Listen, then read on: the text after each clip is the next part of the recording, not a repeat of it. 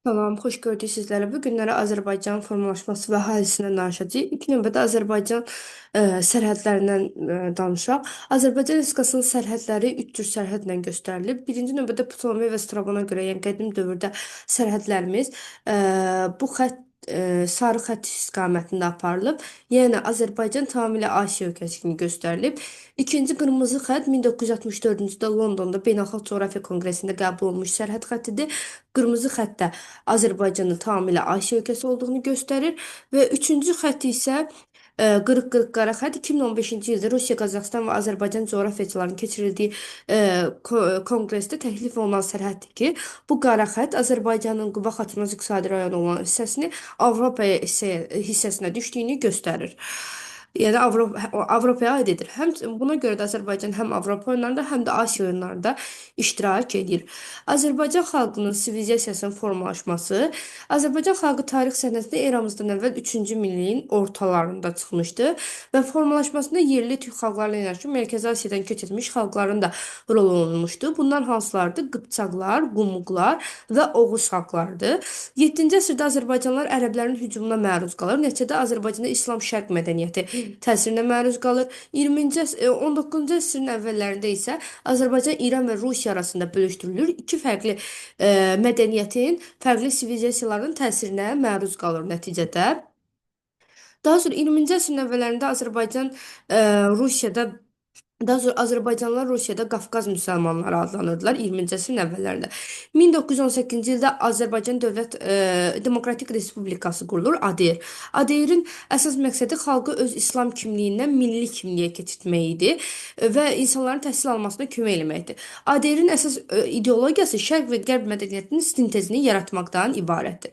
1920-ci ildə ADR süqut edir və Azərbaycanda Sovet hakimiyyəti qurulur. Nəticədə Sovet ideologiyası formalaşır və Sovet ideologiyası da türkçülüyün qarşısının alınmasına yönəldilmişdir. Azərbaycanın milli adət-ənənələrini yerinə yetirilməsinin qarşı idi və buna görə də Azərbaycanın bəzi ziyalıları buna qarşı çıxırdı ki, nəticədə repressiyaya məruz qalırdı və sürgün olunurdular. Daha sonra Azərbaycanda Sumqayıtda Xəzər Texnoparkı var ki, elm və təhsilin istehsalın birləşdiyi bir müəssisədir. Heydər Əliyev mərkəzi var. Dünyanın ən məşhur arxitekturlarından biri olan Zaha Hadidi tərəfindən qurulmuşdu. Heydər Əliyevin imzası şəklində.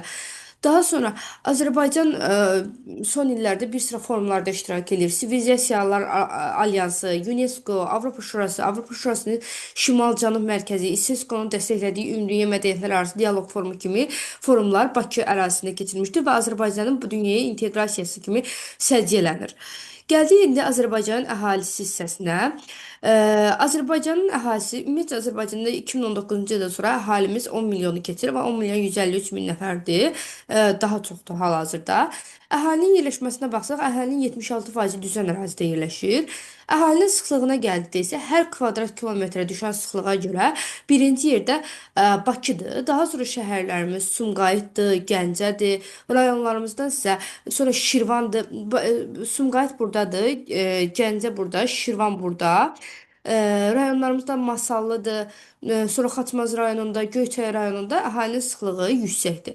Azərbaycanda ümumi əhalinin sıxlığına baxsaq, əhalinin orta sıxlığı hər kvadrat kilometrə 117 nəfər düşür. Ən sıx yer gördüyümüz kimi tünrəy Bakıdır. Bakıda orta sıxlıq hər kvadrat kilometrə 1075 nəfər əhali düşür. Əhalinin həmin ərazidə çox yerləşməsi onun sıxlığına təsir edən amildir. Azərbaycan əhalisi sayı da burada verilib 10 milyon 153 min nəfərdir. Azərbaycanın həndəsi sahəsi isə 86,6 min kvadrat kilometrdir. Bu Azərbaycanın dağ və düzənliklərin sahəsi nəzərə alınmır burada. Sadəcə həndəsi sahədir, yəni eniyin, uzunluğun sahəsini nəzərə alıb hesablayıblar. Yəni Azərbaycan fiziki səthinin sahəsi həndəsi səthinin sahəsindən daha böyükdür deməkdir.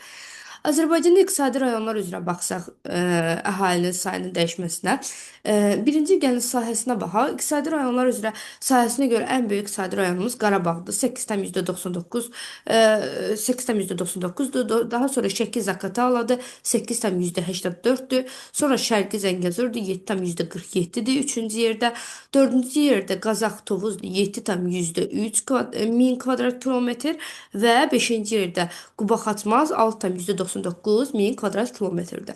Deməli, sahəsinə görə ən böyükləri hansı oldu? Birinci Qarabağ, ikinci Şəki-Zaqatala, üçüncü Lənkəran, Astara, dördüncü Qazax, Tovuz və beşinci Quba, Xaçmaz iqtisadi rayonları. İndi isə əhalinin sayına görə baxsaq, əhalinin sayına görə ən çox birinci yerdə Bakı durur. Bakıda 2 milyonu keçir əhalinin sayı birinci yerdə. Bakıdır. Daha sonra ikinci yerdə Lənkəran, Astara iqtisadi rayonunda əhalinin sayı çoxdur. 953,6 min nəfərdir. Üçüncü yerdə Qarabağ iqtisadi rayonudur ki, Qarabağ iqtisadi rayonunda 904,5 min kvadrat kilometrdir. Dördüncü yerdə Mərkəzi Arandır, 740 min kvadrat kilometr. Min nəfər daha doğrusu dördüncü yerdə. Beşinci yerdə isə Qazax Qarabağdır. Qazax Qarabağ iqtisadi rayonunda isə əhalinin sayı 687,6 min kvadrat kilometrdir. Qazax Tovuz daha doğrusu. 687,6 min kvadrat min nəfərdir. Deməli, sahəsinə görə birinci oldu Qarabağ, daha sonra gəldi Şəki-Zaqatala, Şərqi Zəngəzur, Qazax, Tovuz, Quba, Xaçmaz. Əhalinin sayına görə birinci yerdə Bakı, Lənkəran, Astara, ikinci yerdə, üçüncü yerdə Qarabağ, dördüncü yerdə Mərkəzi Aran və beşinci yerdə Qazax, Tovuz iqtisadi rayonları seçilir.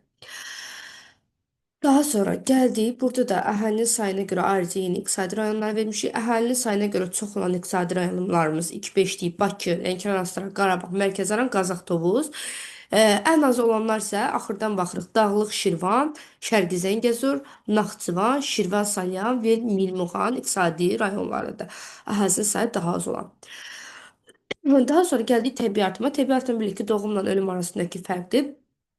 Azərbaycanda hər 1000 nəfərə görə təbii artım ən yüksəkdir. Qobustan, Biləsuvar, Cəlilabad və Yardımlı rayonunda təbii artımı daha yüksək olandır. Bundan başqa təbii artımı aşağı olan rayonlarımız isə baxsaq Bakıdır, Xızıdır, sonra Naxçıvanda Şahbuz, Culfa, Ordubad, Lənkəran Astarada Lənkəran İnzibati rayonunda təbii artım aşağıdır. Amma iqtisadi rayonda təbii artım müthiş yüksəkdir. Məsələn, Cəlilabad Yardımlıdır, Lənkəranda Astaradır, Masallıdır. Görürük ki, təbii artım yüksəkdir. Bir də Lənkəran İnzibati rayonunda təbii artım aşağıdır. Mərkəzi aranda Neftçalada, Zərdabda təbii artım aşağıdır. Qarabağda, Bərdədə, Tərtərdə təbii artım aşağıdır. Quba, Xaçmazda, Qusarda, Siyəzəndə, Xızıda təbii artım aşağıdır. Şəki-Zaqatala zonasında demək olar ki, hamısında təbii artım aşağıdır. Bir də istisna Qəbələdə təbii artım daha yüksəkdir. Qazaxda, Ağstafada təbii artım aşağıdır. Gəncə, Göygöl, Samux, Gədəbəy, Daşkəsən. Bunların çoxu dağlıq relyef və yaxud da iqlim şəraitinin əlverişsiz olması ilə əlaqədardır. Təbii artımın aşağı olması. Əsas bizə lazımdır. Təbii artım ən yüksək olanlar hansılardır? Bunlar oldu. Qobustan, Biləsuvar, Cəlilabad və Yardımlı rayonları. Ən az olanlar hansı oldu? Bakı, Xızı, Şahbuz, Lənkəran ən az olanlara nümunə göstərdik. Daha sonra keçdik, burada bəzi qeydlərimiz var təbii artımla bağlı. Bayaqki adam başına düşən, bayaqki hər 1000 nəfərə düşən təbii artım idi. İndi isə adam başına baxsaq, daha doğrusu hər 1000 nəfərə baxsaq, və 1990-cı ildə təbii artım 90-cı ildə təbii artım 1000 nəfərə 20 nəfər idi, yəni Sovet dövründə. Daha sonra 2003-cü ildə təbii artım azaldı. Hər 1000 nəfərə 8 nəfər düşdü. Çünki artıq Azərbaycan ərazisində müharibələr falan, işğallar falan baş verdi. Bu da əhalinin sayının azalmasına səbəb oldu və təbii artım da azaldı. 1000 nəfərə 8 nəfər. 2015-ci ilə qədər əhali sayı qalxır. Hər 1000 nəfərə 11,7 nəfər. 2023-cü ildə yenidən təbii artım azaldı. Hər 1000 nəfərə 6,4 nəfər. Bu həm iqtisadi həyatın yüksəlməsi, həm də ki koronavirus pandemiyası ilə bağlı olaraq təbii artım aşağı düşmüşdü. Təbii artım ən yüksək olan fiziki ərazilərdə isə Naxçıvanda, Lənkəranda və Kürar zoologiyasında təbii artım daha yüksəkdir. Dərsə ilk başlayanda dedik ki, Azərbaycan əhalisi 76% düzən ərazilərdə məskunlaşıb, çünki düzən ərazilərin iqlim şəraiti, relyef şəraiti daha əlverişlidir. Hər bir kənddə orta hesabla 750 nəfər adam yaşayır. 2019-cu ilin statistikasında Azərbaycan əhalisi 10 milyona çatmışdır. Ən yüksəkdə yerləşən yaşayış məntəqələrimiz, yəni ən hündürdə yerləşən Qubada Xınalıq kəndi 2350 metr və Kəlbəcərdə Yuxarı Bağırsaq kəndi 2330 metr hündürlükdə yerləşir. Azərbaycan Respublikasının Ailə Məcəlləsində 3 uşaqlı ailə ideal ailə hesab olunur. Bu da bəzi qeydlərimizdən idi. Daha sonra Azərbaycan ərazisində uzunömürlər diyarı adlanan hissə Lənkəran təbii vilayətidir. Lənkəran təbii vilayətində Lerik, Yardımlı, Masallı rayonlarında yaşı 100-ü keçmiş çoxlu sayda insanlar yaşayır ki, bu onun təbiəti ilə əlaqədardır. Lerik rayonunu hətta uzunömürlər muzeyi adlandırıblar. Orada 168 yaşında Şirəli kişi yaşamışdı. Daha sonra gəldi Azərbaycanın cins yaş piramidasının təhlilinə, strukturuna. Azərbaycanda cins tərkibində 5136 min nəfər kişi, 5239 min nəfər isə qadındır. Yəni 49,9%-ni kişilər, 50,1%-ni isə qadınlar təşkil edir. Amma bu doğumda oğlanların sayı daha yüksəkdir. Doğulan uşaqlar arasında 53%-ni oğlanlar, 47%-ni qızlar təşkil edir. Orta yaşlarda oğlanlar ya ölkəni tərk etmək, ya müharibə, epidemiya və s. səbəbdən o ağır həyat tərzi səbəbindən oğlanların sayı azalır və statistikada oğlanlar 49,9%, qadınlar isə 50,1% təşkil edir. Bu da elə bir ciddi fərq deyil kişi-qadın piramidasında. Azərbaycanda hər 1000 kişiyə 1006 qadın düşür statistik göstəricilərdə. Lənkəran, Astara, Quba, Xaçmaz və Dağlıq Şirvan iqtisadi coğrafi rayonlarında qadınların sayı üstünü təşkil edir bu üçündə. Orta ömür müddətinə baxsaq, Azərbaycanda orta ömür müddəti 72,6 yaşdır. Kişilərdə bu 69,9 yaş, qadınlarda isə 75,4 yaşdır. Bunların cəmini toplayıb 2-yə böləndə 72,6 yaşı orta ömür müddətini bizə verər. Yəni qadınların orta ömür müddəti kişilərdən daha çoxdur. Əhalinin 68%, bu əhalinin 68% görürük ki, əmək ehtiyatlarıdır. Əmək qabiliyyətli əhalidir. Yaşlı əhalinin payı isə 11%. Əgər bu bir həftədə davam eləsə, 12-14% olsa, artıq demoqrafik qocalmanın başlanğıcı hesab olunur. Daha sonra Azərbaycanda urbanizasiya. Urbanizasiya dedik şəhər əhalisindən bağlıdır. Azərbaycanda əhalinin sayı 5000 nəfər olan və kənd təsərrüfatı sahələrinin olmadığı yaşayış məntəqələrinə şəhər deyilir. Əhalinin sayı 5000 nəfər olsun, 5000 nəfərdən çox və orada kənd təsərrüfatı ilə məşğul olmasınlar. Bu yaşayış adlanır şəhər yaşayışı. Azərbaycanda urbanizasiya səviyyəsi getdikcə artır gördüyümüz kimi. Gördüyümüz kimi getdikcə artır.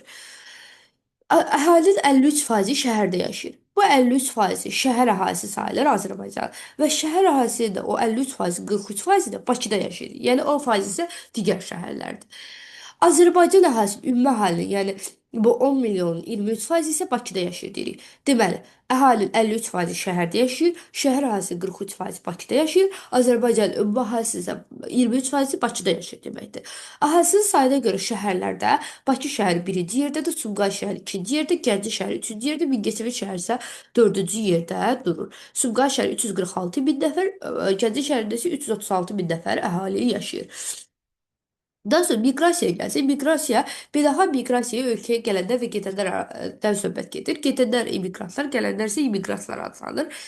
İllər üzrə ölkəyə gələnlər və gedənlər verilmişdi. Biz 2023-cü il statistikasını təhlil edəcəyik. 2023-cü il statistikasında 1069 nəfər ölkədən getmişdi, yəni immiqrant olmuşdu. 2869 nəfər isə immiqrantdı, yəni ölkəyə daimi yaşamaq üçün gəlmişdi. Bunları bir-birindən çıxanda, ölkəyə gələnlərdən gedənləri çıxanda miqrasiya görərik ki, müsbət saldodur. Miqrasiyada həmişə ölkəyə gələnlərdən gedənləri çıxırıq. Alınan cavabımız müsbət olarsa müsbət saldo, mənfi olarsa mənfi saldodur. Bizdə də görürük ki, müsbət saldodur. Azərbaycan daimi yaşamaq üçün gələnlər əsasən hansı ölkələrdən gəlirlər? Gürcüstandan 39%, Rusiyadan 26%, Türkiyədən 6,7% və İrandan 5,3% əhali gəlir. Bundan başqa Pakistandan və digər ərazilərdən də əhali daimi yaşamaq üçün gəlirlər. Azərbaycanın strukturuna baxsaq, milli tərkibinə baxsaq, Dağlıq Şirvan iqtisadi rayonu, Mərkəzi Aran iqtisadi rayonu, Gəncə Daşkəsən iqtisadi rayonu və Naxçıvan iqtisadi rayonlarında əhalinin cins tərkibi yerçinsdir, daha doğrusu milli tərkibi. Yəni əsas üstünlüyü Azərbaycanlılardandır. Türk mənşəli xalqlar olan Azərbaycanlılar təşkil edir. Azərbaycan milli tərkibi müxtəlif olan regionlarımız Şəki-Zaqatala iqtisadi rayonu, Quba Xaçmaz iqtisadi rayonu, Bakı iqtisadi rayonu, Şərqi Zəngəzur iqtisadi rayonu və Lənkəran iqtisadi rayonudur. Bunlara baxsaq, Bakı iqtisadi rayonunda çoxlu xalqlar yaşayır. Demək olar ki, bu Bakının neft-qaz sənayesinin inkişafı ilə bağlı artıq 1900-cü illərdən bura insanların üst tutması ilə əlaqədardır. Ruslar, Ukraynalar, ermənilər, polyaklar, yəni çox xalqın nümayəndəsi Bakıda yaşayır. Quba Xaçmaz iqtisadi coğrafi rayonunda tatlar, qırızlar, buduqlar, yəhudilər yaşayır.